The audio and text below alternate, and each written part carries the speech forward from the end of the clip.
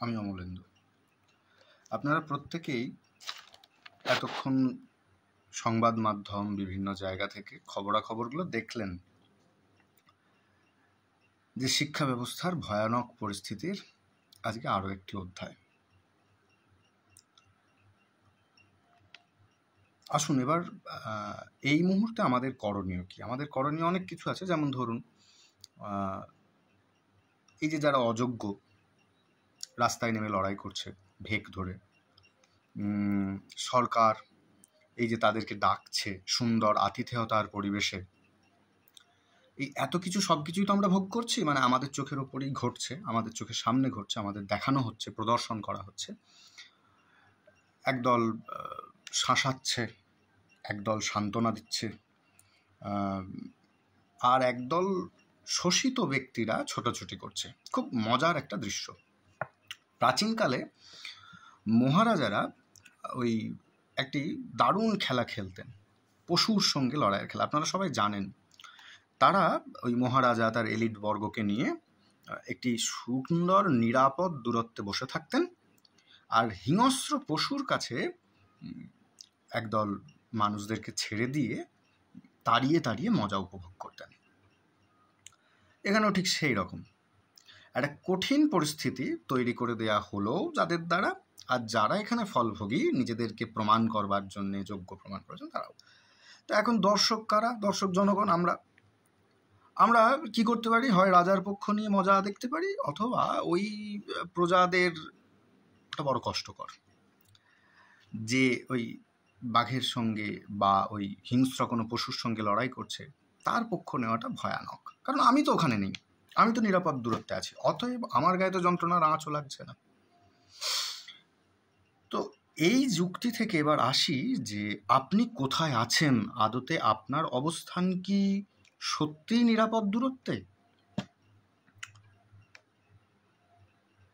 আমি তো এই পার্টি করি না, আমি তো ওই পার্টি করি, একটা পজিশন। আমার ছেলে তো সরকারি স্কুলে পড়ে না, আমার ছেলে অন্য জায়গায় পড়ে, একটা পজিশন। ওই চাকরিহারারা তো অনেকেই অযোগ্য, এই কথা মিডিয়া যেভাবে গোলাবার চেষ্টা করছে, এবং যারা যোগ্য তারাও যেভাবে দৌড়োদৌড়ি করছে, এই হাহাকারের পরিস্থিতিতে আসলে কে কি, এমন একটা পরিস্থিতির মধ্যে আমি কি ডিসিশন নিতে যাব? তো এই রকম যখন নানান রকম পরিস্থিতিতে একজন জনগণ হিসেবে আপনার কি কর্তব্য সেটা নিশ্চয়ই আমি শেখাতে আসতে পারি না। আমার অত বড় ক্ষমতা নেই, তার জন্য আমার মার্জনা করবেন, আমি সে চেষ্টা করছিও না। এখন কথা হচ্ছে, আসি সরকার কি? সরকার হলো একটি প্রতিষ্ঠান যার কাজ হচ্ছে একটি সীমারেখা বেষ্টিত ভূখণ্ড, যেটি দেশ নামে পরিচিত, তার জনগণদের শুধুমাত্র নয়, তার প্রকৃতি, তার পরিবেশ, তার সম্পদ সমস্ত কিছুকে সুষ্ঠুভাবে রক্ষা করতে সহায়তা করা। অর্থাৎ সমস্ত কিছু সুরক্ষা প্রদানের দায়িত্ব নিয়ে যে প্রতিষ্ঠান বসে রয়েছেন তারা হলো সরকার। তাদেরকে সে দায়িত্ব দিয়েছে কে? দিয়েছে জনগণ। জনগণ এই যে দায়িত্বটা দিল, এতে কি জনগণের স্বতঃপ্রণোদিত কোনো ব্যাপার রয়েছে? আপনি ভেবে দেখুন, আপনি এখানে কি সত্যিই নিজের ইচ্ছায় ওদেরকে বেছে নিয়েছেন? না, আপনাকে কতগুলো অপশন দেওয়া হয়েছিল, আপনি তাদের মধ্যে একজনকে নির্বাচন করেছেন। কিসের ভিত্তিতে নির্বাচন করেছেন? সরকার আগে থাকতেই আপনাকে কতগুলো ক্যাটাগরিতে ভাগ করে দিয়েছিল। রাজনৈতিক প্রচারের দলগুলো প্রচার করবার সময় আপনাকে হয় কোনো ধর্মীয় পরিচয় থেকে আলাদা আলাদা শ্রেণী বিভাজন করে দিয়েছিল, অথবা আপনি বেকার সকার এই ভিত্তিতে ক্যাটাগরাইজড করেছিল, অথবা আপনি ধনী দরিদ্র এই হিসেবে আপনাকে ক্যাটাগরাইজড করা হয়েছিল। এই প্রত্যেকটি পার্সপেক্টিভ থেকে আপনাকে একটি লোভনীয় অফার দিয়েছিল এক একটি দল রাজনৈতিক। আপনি আপনার নিজস্ব সুবিধা অসুবিধার কথাটি বিবেচনা করে হয় একটি ভোট দিয়েছেন, অথবা সরকার নিজেই আপনার ভোটটি চুরি করেছেন। তো এমতো অবস্থায় সরকার তো গঠন হলো, সরকারের দায়িত্ব ছিল আপনাকে এবং তার দায়িত্ব নেওয়া এলাকার সমস্ত কিছুকে সুরক্ষিত রাখা। এখন আপনি সুরক্ষিত আছেন কোন কোন বিষয়ে কি করে বুঝবেন? আপনার কিসে কিসে সুরক্ষার প্রয়োজন? প্রথম কথা, আপনার পেটের খাবারের জন্য সুরক্ষার দরকার।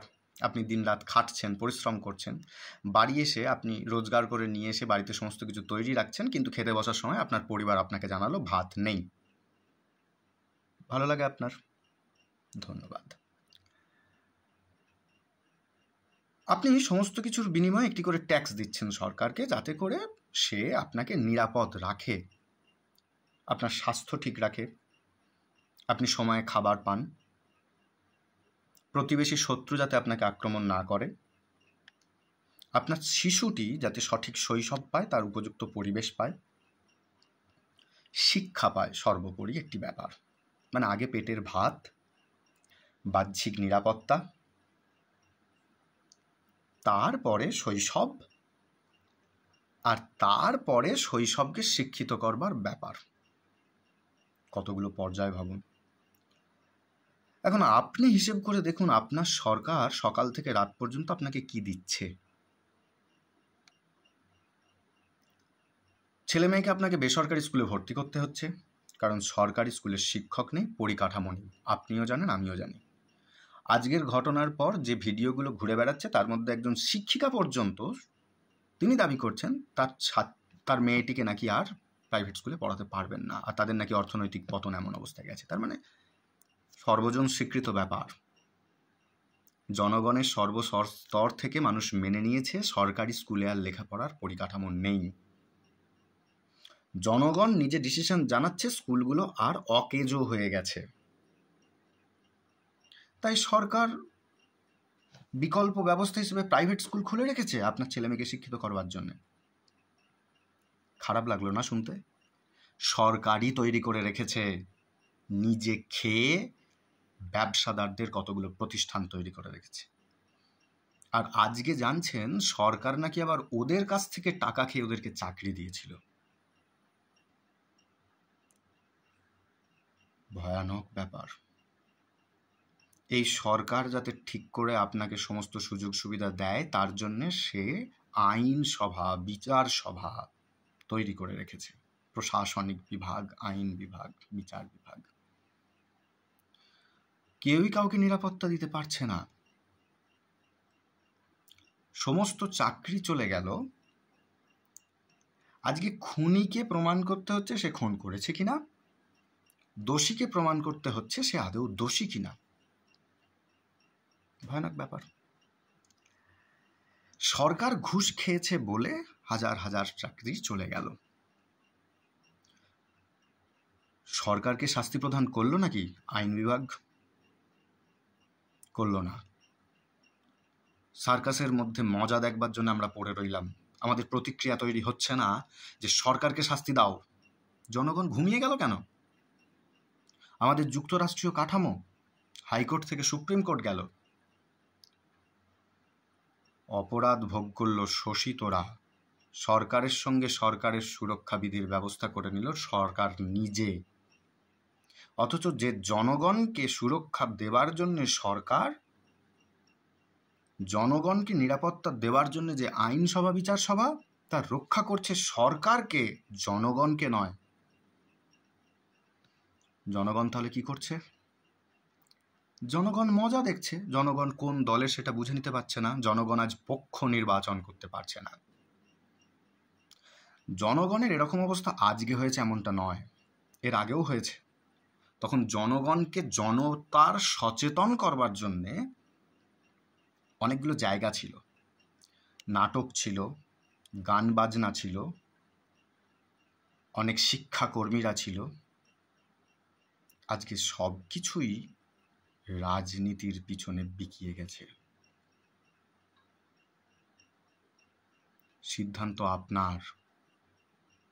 ওই সরকারি স্কুলগুলো যে বন্ধ হয়ে গেল, আপনি যে প্রাইভেট সেকশনে চাকরি করে কাজ করে খেটে আসছেন, সমস্ত কিছু ব্যয়ভার বহন করে দেশের 100% শিশু সঠিক শৈশব পাবে তো? দেশের 100% শিশু ওই বিলাসবহুল পড়াশোনার খরচ বহন করতে পারবে তো? দেশের 100% মানুষ চিকিৎসার জন্যে এই দেশের মধ্যে ভিখারি পঙ্গু হয়ে যাবে না তো? যে বিদেশি মানুষজন এদেশে বিনিয়োগ করে সমস্ত পরিশ্রমকে লুঠে নিয়ে যাচ্ছেন, তার সঠিক মূল্য শ্রমিকেরা পাবেন তো? বিচার করুন, এখনো বোধবুদ্ধি আছে। আপনি ধর্ম খেয়ে বাঁচবেন না। আজকে যে টাকা দলগুলো ছড়াচ্ছে এটা সেটা ভাণ্ডারে এদিকে ওদিকে, সেটা দিয়ে আপনার ছেলের শিক্ষা পূরণ হবে না। সমাজের যে উন্নাসিকতা তৈরি হয়েছে তা দিয়ে কিচ্ছু হয় না। রাজ্য, কেন্দ্র, তৃণমূল, বিজেপি, সিপিএম, কংগ্রেস করে মানুষের কোনো দিন কোনো উন্নতি হয়নি। আপনি মানুষ হন, মানুষের কথা ভাবুন, মানুষের বেসিক নিডস নিয়ে ভাবুন। আপনার পক্ষ নির্বাচনের সময় হয়েছে।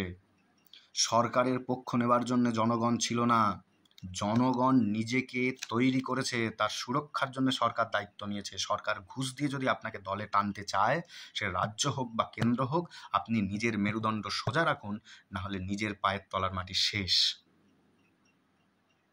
জাগুন, সময় আছে।